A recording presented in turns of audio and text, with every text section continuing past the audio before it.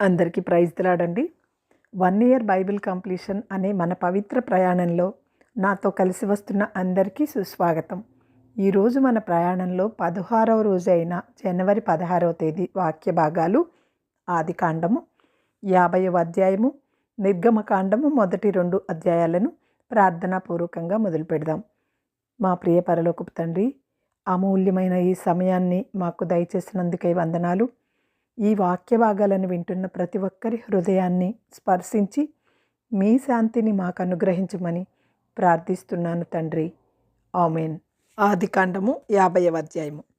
యోసేపు తన తండ్రి ముఖము మీద పడి అతని గూర్చి ఏడ్చి అతని ముద్దు పెట్టుకొనెను. తరువాత యోసేపు సుగంధ ద్రవ్యములతో తన తండ్రి శవమును సిద్ధపరచవలనని తన దాసులైన వైద్యులకు ఆజ్ఞాపించెను.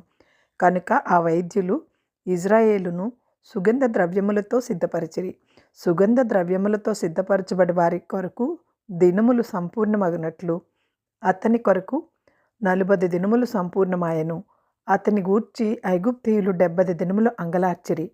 అతని గూర్చిన అంగలార్పు దినములు గడిచిన తరువాత యోసేపు ఫరో ఇంటి వారితో మాట్లాడి, మీ కటాక్షము నా మీద నున్న ఎడల మీరు అనుగ్రహించి నా మనవి ఫరో చెవిన వేసి నా తండ్రి నా చేత ప్రమాణము చేయించి, ఇదిగో నేను చనిపోచున్నాను, కనానులో నా నిమిత్తము సమాధి త్రవ్వించిరి కదా, అందులోనే నన్ను పాతిపెట్టవలెనని చెప్పెను. కాబట్టి సెలవైతే నేను అక్కడికి వెళ్ళి నా తండ్రిని పాతిపెట్టి మరలా వచ్చేదనని చెప్పుడనెను. అందుకు ఫరో, అతడు నీ చేత చేయించిన ప్రమాణము చొప్పున వెళ్ళి నీ తండ్రిని పాతిపెట్టుమని సెలవిచ్చెను. కాబట్టి యోసేపు తన తండ్రిని పాతిపెట్టుటకు పోయెను. అతనితో ఫరో ఇంటి పెద్దలైన అతని సేవకులందరూ, ఐగుప్తు దేశపు పెద్దలందరూ, యోసేపు ఇంటి వారందరూ, అతని సహోదరులను, అతని తండ్రి ఇంటి వారును వెళ్ళిరి. వారు తమ పిల్లలను, తమ గొర్రెల మందలను, తమ పశువులను మాత్రమే గోషాను దేశంలో విడిచిపెట్టిరి. మరియు రథములను రౌతులను అతనితో వెళ్ళినందున ఆ సమూహము బహు విస్తారమాయెను. యోర్దానునకు అవతలనున్న అటదు కళ్ళెమునొద్దకు చేరి అక్కడ బహు ఘోరముగా అంగలార్చిరి. అతడు తన తండ్రిని గూర్చి 7 దినములు దుర్గము సలిపెను. ఆ దేశమందు నివసించిన కనానీయులు అటదు కళ్ళెమునొద్ద ఆ దుర్గము సలుపుట చూచి ఐగుప్తీయులకు ఇది మిక్కటమైన దుర్గమని చెప్పుకొనిరి. కనుక దానికి అబేల్ మిస్రాయిము అని పేరు పెట్టబడెను. అది యోర్దానునకు అవతలనున్నది. అతని కుమారులు తన విషయమై అతడు వారికి ఆజ్ఞాపించినట్లు చేసిరి. అతని కుమారులు కనాను దేశమునకు అతని శవముని తీసుకొని పోయి మక్సేలా పొలమందు గుహలో పాతిపెట్టిరి. దానిని ఆ పొలమును అబ్రహాము తనకు శ్మశానము కొరకు స్వాస్థ్యముగా ఉండు నిమిత్తము మమ్రే ఎదుట హిత్తీయుడైన ఎఫ్రోను నొద్ద కొనెను. యోసేపు తన తండ్రిని పాతిపెట్టిన తర్వాత అతడును అతని సహోదరులను అతని తండ్రిని పాతిపెట్ట వెళ్ళిన వారందరూ తిరిగి ఐగుప్తునకు వచ్చిరి. యోసేపు సహోదరులు తమ తండ్రి మృతి పొందుట చూచి, ఒకవేళ యోసేపు మన యందు పగబట్టి మనం అతనికి చేసిన కీడంతటి చొప్పున మనకి నిశ్చయంగా కీడు జరిగించుననుకొని యోసేపునకు ఇలా వర్తమానం పంపిరి. నీ తండ్రి తాను చావకమునుపు ఆజ్ఞాపించినదేమనగా, మీరు యోసేపుతో నీ సహోదరులు నీకు కీడు చేసిరి కనుక దయచేసి వారి అపరాధమును వారి పాపమును క్షమించమని అతనితో చెప్పుడనెను. కాబట్టి దయచేసి నీ తండ్రి దేవుని దాసుల అపరాధము క్షమించమనిరి. వారు యోసేపుతో ఇలాగ మాట్లాడుచుండగా అతడు ఏడ్చెను. మరియు అతని సహోదరులు పోయి అతని ఎదుట సాగిలపడి, ఇదిగో మేము నీకు దాసులమని చెప్పగా యోసేపు, భయపడుకుడి, నేను దేవుని స్థానమందున్నానా? మీరు నాకు కీడు చేయని ఉద్దేశించితిరి గాని నేటి దినమున జరుగుచున్నట్లు అనగా బహు ప్రజలను బతికించున్నట్లుగా అది మేలుకే దేవుడు ఉద్దేశించెను. కాబట్టి భయపడుకుడి, నేను మిమ్మును మీ పిల్లలను పోషించెదనని చెప్పి వారినందరినీ ఆదరించి వారితో ప్రీతిగా మాట్లాడెను. యోసేపు అతని కుటుంబపు వారును ఐగుప్తులో నివసించిరి. యోసేపు 110 సంవత్సరములు బ్రతికెను. యోసేపు ఎఫ్రాయిము యొక్క 3వ తరము పిల్లలను చూచెను. మరియు మనష్షే కుమారుడైన మాకీరునకు కుమారులు పుట్టి యోసేపు ఒడిలో ఉంచబడిరి. యోసేపు తన సహోదరులను చూచి, నేను చనిపోచున్నాను, దేవుడు నిశ్చయముగా మిమ్మల్ని చూడవచ్చి ఈ దేశములో నుండి తాను అబ్రహాము, ఇస్సాకు, యాకోబులతో ప్రమాణము చేసి ఇచ్చిన దేశమునకు మిమ్మును తీసుకొని పోవునని చెప్పెను. మరియు యోసేపు, దేవుడు నిశ్చయముగా మిమ్మును చూడవచ్చును, అప్పుడు మీరు నా ఎముకలను ఇక్కడి నుండి తీసుకొని పోవలనని చెప్పి ఇజ్రాయేలు కుమారుల చేత ప్రమాణము చేయించుకొనెను. యోసేపు 110 సంవత్సరముల గలవాడై మృతి పొందెను. వారు సుగంధ ద్రవ్యములతో అతని శవమును సిద్ధపరిచి ఐగుప్తు దేశమందు ఒక పెట్టెలో ఉంచిరి. నిర్గమకాండము 1వ అధ్యాయము. ఐగుప్తులోనికి యాకోబుతో వచ్చిన ఇజ్రాయేలీల పేర్లు ఏవనగా రూబేను, షిమ్యోను, లేవి, యూదా, ఇస్సాకారు, జెబులోను, బెన్యామీను. దాను, నఫ్తాలి, గాదు, ఆషేరు. వీరిలో ప్రతివాడును తమ తమ కుటుంబముతో వచ్చెను.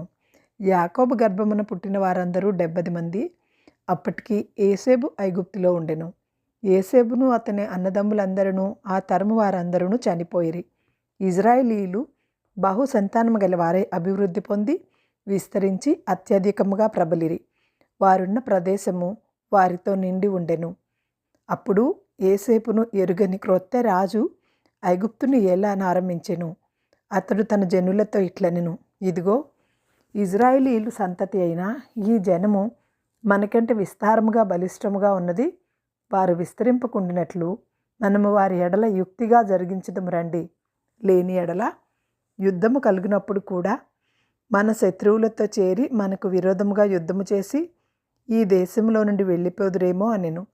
కాబట్టి వారి మీద పెట్టిన భారములలో వారిని శ్రమ పెట్టుటకు వెట్టి పనులు చేయించు అధికారులను వారి మీద నియమింపగా వారు ఫరో కొరకు ధాన్యాదులను నిలువ చేయు ఫీతోము, రామసేనను పట్టణములను కట్టిరి.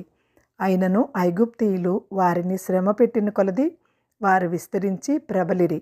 కనుక వారు ఇజ్రాయేలీల ఎడల అసహ్యపడితిరి. ఇజ్రాయేలీల చేత ఐగుప్తీయులు కఠినముగా సేవ చేయించుకొనిరి.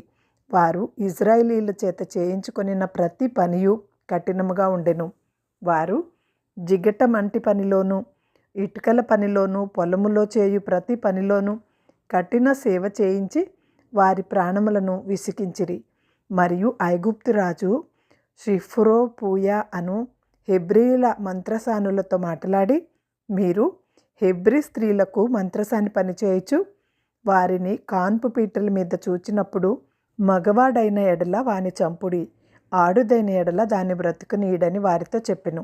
అయితే ఆ మంత్రసానులు దేవునికి భయపడి ఐగుప్తురాజు తమకు ఆజ్ఞాపించినట్లు చేయక మగపిల్లలను బ్రతికనీయగా ఐగుప్తురాజు ఆ మంత్రసానులను పిలిపించి, మీరెందుకు మగపిల్లలను బ్రతికనిచ్చితిరి? ఈ పని ఏల చేసితిరని అడిగెను. అందుకు ఆ మంత్రసానులు, హెబ్రీ స్త్రీలు ఐగుప్తు స్త్రీల వంటి వారు కారు, వారు చురుకైన వారు. మంత్రసాని వారి వద్దకు వెళ్ళక మునిపే వారు ప్రసవించి ఉందిరని ఫరోతో చెప్పిరి. దేవుడు ఆ మంత్రసానులకు మేలు చేసెను. ఆ జనము విస్తరించి మిక్కిలి ప్రబలెను. ఆ మంత్రసానులు దేవునికి భయపడినందున వారు వారికి వంశాభివృద్ధి కలుగజేసెను. అయితే ఫరో, హెబ్రీలలో పుట్టిన ప్రతి కుమారుని నదిలో పారవేయుడి, ప్రతి కుమార్తెను బ్రతికనీయుడి అని తన జనులందరికీ ఆజ్ఞాపించెను. నిర్గమకాండము 2వ అధ్యాయము.